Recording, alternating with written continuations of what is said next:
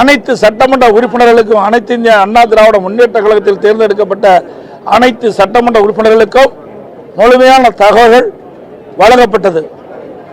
மின்னஞ்சல் மூலமா மின்னஞ்சல், பதிவு தபால், இமெயில், SMS போன்ற மூலமாக தகவல் கொடுக்கப்பட்டது. ஆனால் ஒரு சிலர் முன்னாள் அமைச்சர்கள் சட்டமன்ற உறுப்பினராக தேர்ந்தெடுக்கப்பட்டு அனைத்து இந்திய அண்ணா திராவிட முன்னேற்ற கழக துரோகம் விளைவிக்கின்ற விதமாக நேற்றைய தினம் அறிவிப்பை வெளியிட்டார்கள்.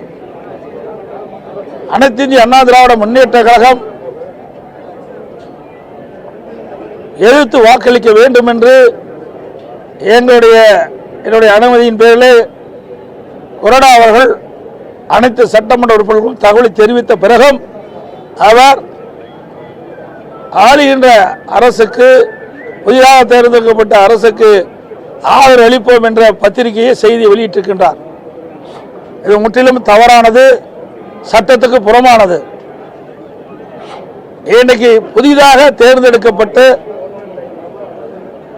அனைவரும் அனைத்து இந்திய அண்ணா திராவிட முன்னேற்ற கழகத்தை பொறுத்த வரைக்கும் நடந்து முடிஞ்ச 14வது சட்டமன்ற பேரவை தேர்தலிலே போட்டியிட்டு வெற்றி பெற்று இப்பொழுதுதான் அதை அமைக்க இருக்கின்றோம். இந்த நேரத்தில் பொதுச் செயலாளர் சட்டமன்ற உறுப்பினருடைய கூட்டத்தை கூட்டி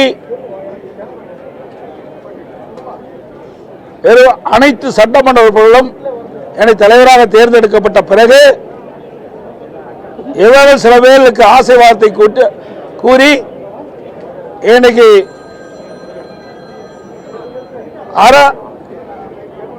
தமிழக வெற்றி கழக தலைமையில் ஆட்சி அமைக்கப்பட்டுகின்றது. அந்த ஆட்சியிலே இடம்பெறுவதற்கு ஒரு குறிப்பிட்ட அமைச்சர்கள், அதாவது சுமார் 6 அமைச்சர்கள் கொடுக்கின்றார்கள், 10 வாரிய தலைவர் கொடுப்பதாக அவர்களிடத்தில் இருந்த அதிமுக சட்டமன்ற உறுப்பினர் ஆசை வார்த்தை கூட்டி அந்த அடிப்படையிலே இன்றைக்கு சட்டமன்றத்திலே ஓட்டெடுப்பிலே அவர்கள் இந்த அரசு கொண்டு வந்த தீர்மானத்திற்கு ஆதரவு அளித்திருக்கிறார்கள். அனைத்து இந்திய அண்ணா திராவிட முன்னேற்ற கழகத்தை பொறுத்த வரைக்கும் நடந்து முடிந்த சட்டமன்ற தேர்தலிலே 2011 2021 வரை அனைத்து இந்திய அண்ணா திராவிட முன்னேற்ற கழக ஆட்சியிலே செய்த சாதனைகளை சொல்லியும் எங்களுடைய இதயம் புரட்சித் தலைவர் எம்ஜிஆர், இதயம் புரட்சித் தலைவர் அம்மாவுடைய பெயரை சொல்லியிருந்தான் வாக்குகளை கேட்டு இரட்டை சின்னத்திலே போட்டியிட்டு வெற்றி பெற்றவர்கள் 47 பேரும்.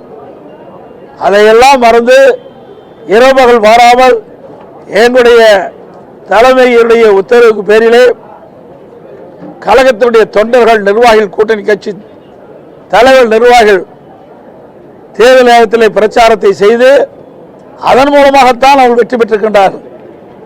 அப்படி வெற்றி பெற்ற கட்சிக்கு எங்களுடைய அனைத்து இந்திய அண்ணா திராவிட முன்னேற்ற கழகத்திற்கு விசுவாசமாக இல்லாமல் அடையாளம் காட்டப்பட்ட கட்சிக்கு துரோகம் விளைவித்தவர்கள் இவர்கள்.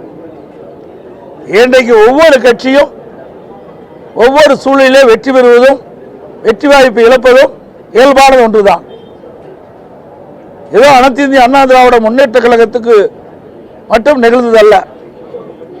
1991 திராவிட முன்னேற்ற கழகம் வரல, 1996 அதிமுக வரல, 2001 இன்றைக்கு அதிமுக ஆட்சி, 2006 திமுக ஆட்சி, இப்படி மாறி மாறி ஆட்சி வரும். இன்றைய தினம் இன்னைக்கு தமிழக வெற்றி கழகம் வெற்றி பெற்று ஆட்சி அமைச்சிருக்குது.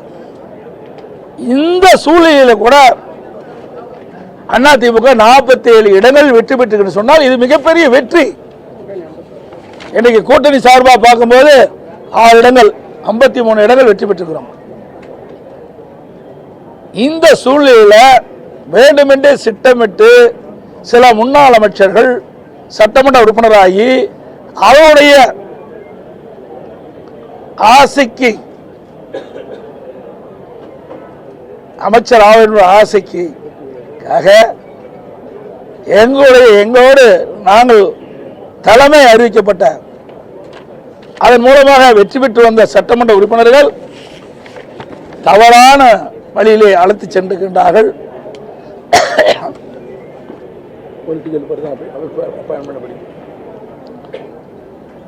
இது உண்மையாலுமே சட்டத்துக்கு புறமானது, நீதிக்கு புறமானது. இன்றைய முதலமைச்சர் அவர்கள் தூய்மையான ஆட்சி நடத்த வேண்டும் என்று சொல்கிறார். தூய்மையான ஆட்சி நடத்த வேண்டும் என்று சொன்னால் எல்லா இடத்திலும் தூய்மையாக இருக்க வேண்டும். ஒரு கட்சியில கருத்து வேறுபாடு நடக்குது. அந்த கருத்து வேறுபாடுகளை மையமாக வைத்து ஒரு சாரார் வீட்டுக்கு சென்று வருவது எந்த விதத்தில் நியாயம்? இதா தூய்மையானது? ஆக எங்க இயக்கத்திற்கு இப்படி வந்திருக்குது. எல்லா இயக்கத்திற்கும் சோதனை வரும். இது தவறான முன்னுதாரணம். இதுவரை தமிழக வரலாற்றிலே இல்லாத ஒன்று. இன்றைக்கு எத்தனையோ கட்சிகள் ஆட்சி இருந்திருக்குது, எத்தனையோ கட்சிகள் கருத்து வேறுபாடு வந்து பிரிஞ்சிருக்குது. ஆனால் எந்த தலைவருமே பிரிந்த இயக்கத்துக்கு வீட்டுக்கு சென்றது கிடையாது. ஆனால் ஆரம்ப காலகட்டத்திலே தவறான பாதையிலே என்னிடம் தமிழக வெற்றி கழக தலைவர் சென்று கொண்டிருப்பது உண்மையிலேயே வருத்தம் அளிக்கின்றது என்பதை இந்த நேரத்தில் பதிவு செய்ய விரும்புகிறேன். அது மட்டுமல்ல, இன்றைக்கு சட்ட நீதியாக பார்க்கின்ற பொழுது எனக்கு ஒரு பொதுச் செயலாளர், இன்றைக்கு சட்டமன்ற உறுப்பினராக தேர்ந்தெடுக்கப்பட்ட சட்டமன்ற கட்சி தலைவர், அவர்தான் விப்ப கொறடாவை நியமிக்க முடியும். அப்படி நியமிக்கப்பட்ட கொறடா தான் எங்கள் அனைத்து இந்திய அண்ணா திராவிட முன்னேற்ற கழக சட்டமன்ற உறுப்பினர்களுக்கு இன்றைக்கு நம்பிக்கை ஒரு தீர்மானம் வருகின்ற பொழுது அதை எதிர்த்து வாக்களிக்க வேண்டும் என்று முழுமையான தகவல் கொடுக்கப்பட்ட பிறகும் அவள் எதிர்த்து வாக்களிக்க என்று சொன்னால் அங்கே குதிரை பேரம் நடைபெற்றுக் கொண்டுதான் பல தகவல் பரவுகிறது, பேசப்பட்டு வருகிறது. உண்மையிலேயே தூய்மையான ஆட்சி நடத்துவோம் என்று சொல்லிவிட்டு இதற்கெல்லாம் இடமளிக்கின்றார்கள் என்று பார்க்கின்ற பொழுது மக்கள் தான் இதற்கு நல்ல முடிவை கட்ட வேண்டும் என்று இந்த நேரத்தில் தெரிவிக்க விரும்புகின்றேன். அதோட இன்றைக்கு திராவிட முன்னேற்ற இன்றைக்கு தமிழக வெற்றி கழகம் வந்து 108 இடத்துல வெற்றி பெற்றிருக்குது. அதுல ஒரு இடம் 2 இடத்துல அவர் போட்டியிட்டாரு, ஒரு இடத்துல வெற்றி வாய்ப்பு இழந்துட்டார். 107 ரிசைன் பண்ணிட்டார். 2 இடத்துல போட்டியிட்டாரு, ஒரு இடத்துல ராஜினாமா செஞ்சிட்டாரு. 108 இருந்து 107 போயிட்டது. பிறகு நீதிமன்றத்தில் வழக்கு நடந்து அந்த ஓட்டெடுப்பில் கலந்து கொள்ளக்கூடாது என்று நீதிமன்றம் தீர்ப்பளிக்கப்பட்டது. ஆக தமிழக வெற்றி கழகத்தினுடைய அவருடைய கட்சியுடைய எண்ணிக்கை 106 தான். எனக்கு திராவிட முன்னேற்ற கழக கூட்டணியில் அங்கம் வைக்கின்ற கட்சிகள் வெற்றி பெற்று இன்றைக்கு தமிழக வெற்றி கழகத்தோட சேர்ந்த காரணத்தினால்தான் அந்த 118க்கு மேல அந்த வாய்ப்பு கிடைச்சுதான் ஆட்சி அமைச்சிருக்கிறாங்க. நிறைய தேர்தல் நேரத்தில் நிறைய தமிழக வெற்றி கழக தலைவர் சொன்னாங்க. அதன்படி எதுவுமே இதுவரைக்கும் நடைமுறையை பின்பற்றவில்லை என்பதுதான் யதார்த்தமான உண்மை. அதோட இன்றைக்கு தமிழகத்தில் 34% வாக்குகள் தான் பெற்றிருக்கிறாங்க. 66% பேர் இன்னும் எதிர்பார்த்தா இருக்கிறாங்க தமிழக வெற்றி கழகத்துக்கு. இன்றைக்கு அனைத்து இந்திய அண்ணா திராவிட முன்னேற்ற கழகத்தை பொறுத்தவரை எங்களுடைய கூட்டணி 1,34,00,000 வாக்குகள் பெற்றிருக்குது. அண்ணா திமுக இன்றைக்கு அனைத்து இந்திய அண்ணா திராவிட முன்னேற்ற கழகத்தை பொறுத்த வரைக்கும் வலிமையான இயக்கம், அதிக உறுப்பினர்கள் கொண்ட இயக்கம். இன்றைக்கு கால சூழ்நிலைக்கு தகுந்தவாறு அவ்வப்போது மக்கள் முடிவு செய்து அதற்கு ஏற்றவாறு சட்டமன்ற உறுப்பினர்களை தேர்ந்தெடுக்கின்றார்கள். இதுதான் இன்றைய நிகழ்வு.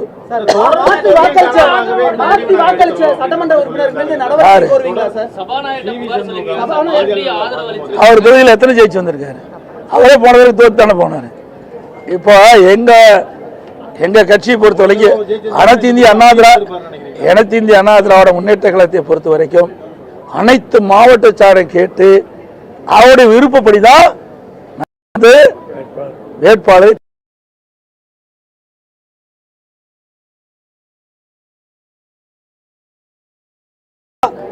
யார் வேட்பாளரை நிறுத்தினா வெற்றி பெறுவார்கள், யார் மக்கள் ஆதரவு தருவார்கள், யார் கட்சி நிர்வாகிகள் முழு ஒத்துழைப்பு தருவார்கள். அதன் அடிப்படையில் தான் தமிழ்நாடு முழுவதும் இருக்கின்ற 38 சென்னை உட்பட 38 மாவட்டங்களிலும் மாவட்ட கழக செயலாளர்கள் கொடுக்கப்பட்ட அதுதான் கொடுத்தோம். ஒரு 5% தான் அவள் கொடுப்பதிலே மாற்று கருத்து இருந்து மாற்றி கொடுத்த முடியும். மீதி எல்லாமே மாவட்ட செயலர் கொடுத்தது தான் கொடுத்துருக்குறோம். ஆனால் இது கொடுக்கல, தானாக கொடுக்கல. எங்கள் கட்சி பொறுத்த வரைக்கும் சமமாக கருதுகிறோம். எல்லாருக்கும் அதை மாவட்ட செயலாளரும் இதில் பங்கு பெற வேண்டும். எல்லா மாவட்ட செயலாளரும் உழைக்கிறாங்க. அவர்களால கட்சி பணி ஆற்றிட்டு இருக்காங்க.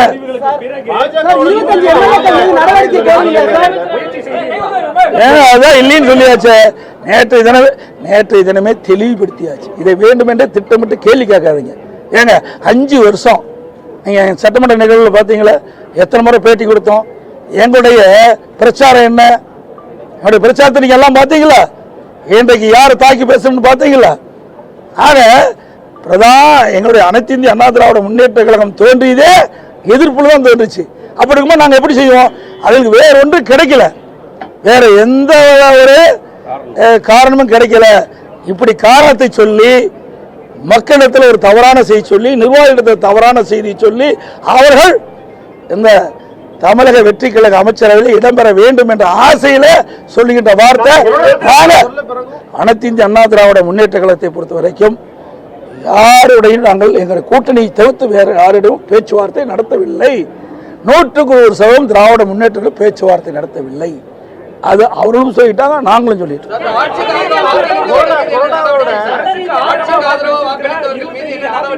பொறுத்திருந்து பாருங்கள், பொறுத்திருந்து பாருங்கள்.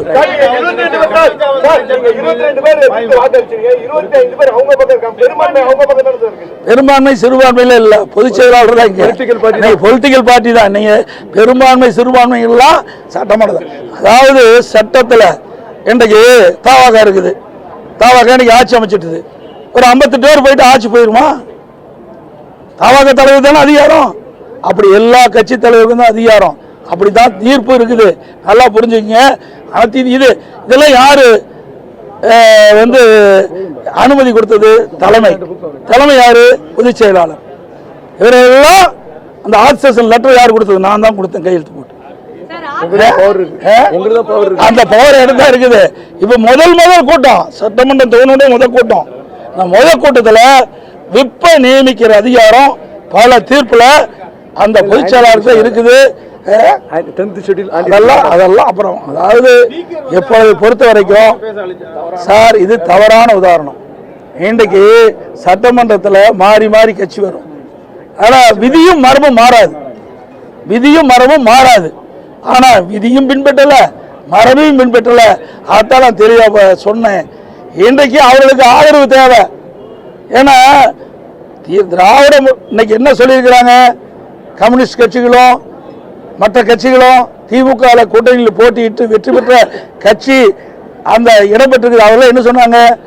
ஆதரவு கொடுக்கிறோம், கூட்டணி திமுகவோட தொடரும், ஆதரவு கொடுக்கிறோம் அரசாங்கத்துக்கு, ஆனால் திமுகவோட கூட்டணி தொடரும். அப்படிங்கிற பொழுதுதான் இவருடைய ஆதரவு வேணும். அப்படிங்கிற மாதிரி அந்த தோரணையில் தான் அனைத்து இந்திய அண்ணா திராவிட முன்னேற்ற கழகத்தில் கருத்து வேறுபாடு இருக்கின்ற பொழுது இன்றைய முதலமைச்சர் அவர் வீட்டுக்கு போய் நான் வந்திருக்காரு. இன்றைக்கு இங்கே இருக்கிற ஒரு சில முன்னாள் அமைச்சர்கள் அவர்கள் சட்டமன்ற உறுப்பினராக தேர்ந்தெடுக்கப்பட்டு அவர்கள் ஆளுங்கட்சி அமைச்சர்கள் இடம்பெற என்ற ஆசையின் அடிப்படையில் இன்றைக்கு சென்றிருக்கின்றார்கள். இது முற்றிலும் தவறது. இன்றைக்கு மக்கள் மன்னிக்க மாட்டார்கள், கழக நிர்வாகிகள் தொண்டர்கள் மன்னிக்க மாட்டார்கள் என்பதை சொல்லி அனைத்து ஊடகங்களுக்கும் நன்றி, வணக்கம்.